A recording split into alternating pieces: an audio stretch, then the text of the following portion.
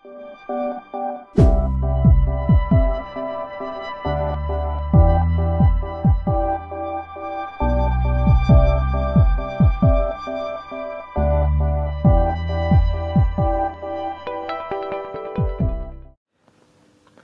ildeşder, hemen de YouTube kanalımda hoş geldin. Bu men barmak köpkata dilini öwredýän Saryhan. Eger de ýadyňyzda bolsa, biz geçen ýerdeki videomyzda 6 sany çekimsiz sesler barada öwrenip geçipdik. Gelin bolsa, ähli biziň öwrenip geçen çekimsiz seslerimizi bir-birden gaýtalaryň. Eýdinden aýtalan. Çinga modu. Bo, po, mo, fo,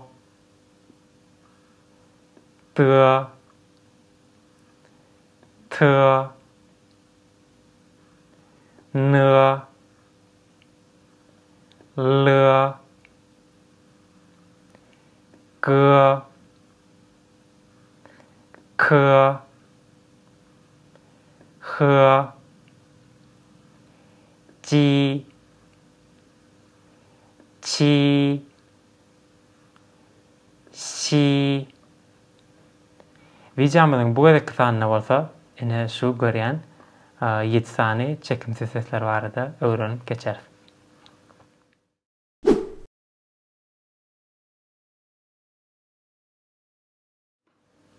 Gelin bolsa Pinyin näki, ine şu görýän 4 sany çekimsiz sesleri jikmejik öwreneliň. Eýdimden aýtalan. Çinga modu. Zhi, chi, shi, ri. Bu çekimsiz sesleriň ýerine näme üçin şu görýän çekimsiz sesleri goşup öwredýän diýmän ahmal. Sebäbi ç, ç, ş, r diýeninde hiç ýeli ol ses bermeýär. Şonuň üçin bu çekimsiz sesler öwredenlerine onuň ýerine mene şu görýän çekimli sesi goşup öwredýärler. Beýlik çekimsiz sesler öwredenlerine de edil şunyň ýaly çekimsiz sesiň ýerine çekimli ses goşup öwredýärler. Şeýle usulla çal öwrenip bolýar. Pinyin näki zhi, chi, shi hemde r çekimsiz seslerine hytaýça şöjen, howyň diýip adlandyrylýanlar. Beýle adlandyrmagyň sebäbi bu çekimsiz sesler aýdanyňda, ýani diliň uju uly rol oýnaýar. Şö ol dil diýmek, jen bolsa bir zadyň uju diýmek. Şonuň üçin bu 4 çekimsiz sese şeýle adlandyrýan bolmaklary ahmal. Şu çekimsiz sesler aýdylanyna, ýani ilki bilen dilini ýygy tarap çala epleýän, eplenen dil ýokarky kentlewe çala degmeli. Ol itmelläl, diňe ýokarky kentlewe degmeli. Eýdimden aýtalan. Zhi, chi, shi, r. Belki bu çekimsiz sesler aýdylanyna agdyň içinde bir zat bar ýaly duýulýandyr. Munyň sebäbi dilimiz agdy boşlugynyň içinde ýyda eplenen ýagdaýda bolany üçin ol şeýledir. Şu ýerdäki görýän çekimli ses, ýani ol biziň türkmen dilimizdäki iyi çekimli sesten düpöter tapawutlanýandyr. Hytaý pinyinnäki iyi çekimli, ýani şu çekim hakda biz enniki videomyzda jikmejik öwrenip geçeriz. Suratda görüşmez ýaly zhi, chi, shi hemde r çekimsiz sesler aýdylanyna dodoň hemde diliň ýerleşişi şol bir ýerdedir. Inserpseridiýäs. Olar diliň şol bir ýagdaýda bolmaly, ol hiç ýeli ütgemeýär. Gel bular hakda bir-birden öwrenip geçeli. İlki bilen zhi şu çekimsiz ses hakda öwreneli. Zhi çekimsiz sesi aýtmak üçin dilini iyice çala eple. Ondan soň dilin ucunu yani kentlewe çalaja degirýän. Meselem çır çır. Şu yerdäki şu çekimli ses aýdylany bolsa dilin öňkü rahat erkin ýagdaýynda bolmalydyr. Şonda çır diýip aňsat aýdylar. Meselem eýdimden aýtalan çiňka modu. Çır çır. Çır çekimsiz sesi aýtmak üçin dilimiz agyz boşlugynyň yerleşişi edil çır çekimsiz sesi aýdyşymyz ýaly. Ýeke tapawutlanan ýeri olam yani çır diýip aýdanymyzda agyzdan çykýan hawa ýa-da yel hassa güçlirakdyr. Eýdimden aýtalan çiňka modu. Çır çır çır çekimsiz sesi aýdanymyzda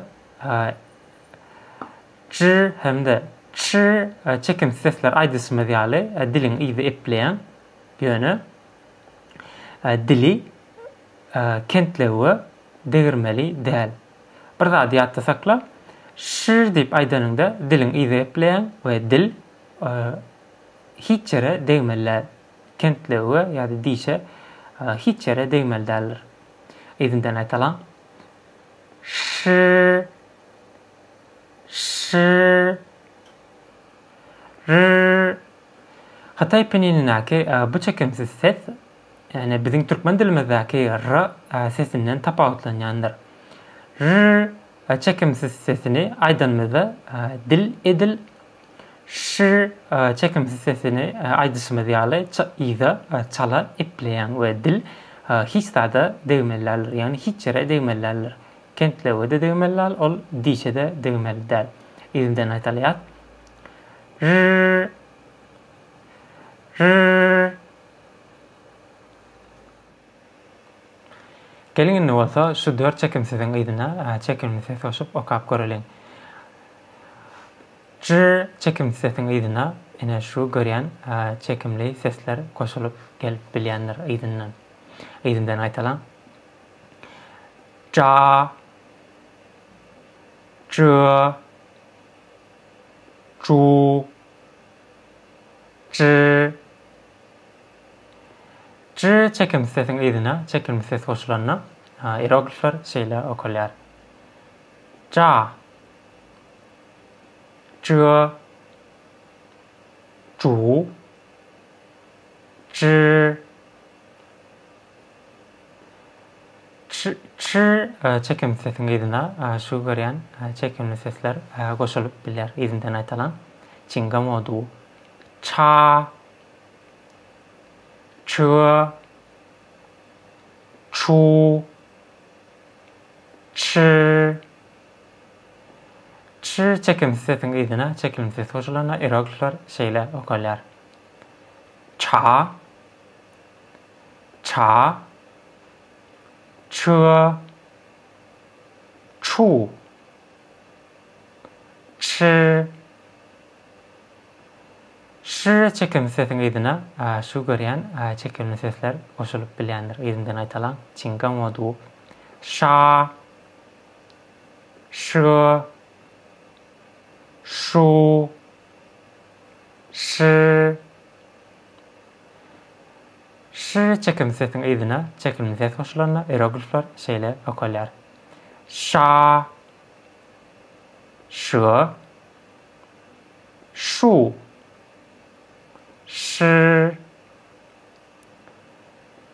R çekimsiz sesiň ýygyna diňe ene şu çekimli sesler goşulyp gelip bilýändir. Eýdimden aýtalan r ru r. R çekimsiz sesiň ýygyna çekimli ses goşulanyna hieroglifler şeýle okulýar. R ru r. Eger de üns veren bolsaňyz haçanna çı çı ş, r dip aýdylmazda şu ýerdäki i çekimli ses ol biziň türkmen dilimizdäki i çekimli sesden tapawutlanýandyr. Bu i çekimli sesler hakda biz videomyzyň innik sanyna jekmejek öwreneriz. Feýcan ha. Daşarýurtlar ýaňy hytaý dilini öwrenip başlanlaryna bu 4 çekimli ses aýdyp bilmän kösenýärler. Eger-de şu videony dogry dikkat edip dinleseňiz, hökmen öwrenirsiňiz. Bu çekimsiz sesleri doğru, dürüst aýtmak isleýän bolsaňyz, onu size köprek gaýtalamak gerek.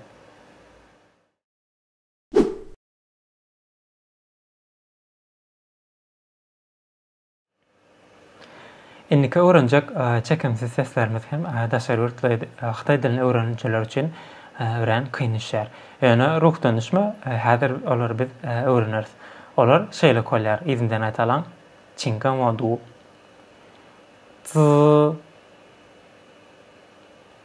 s, s,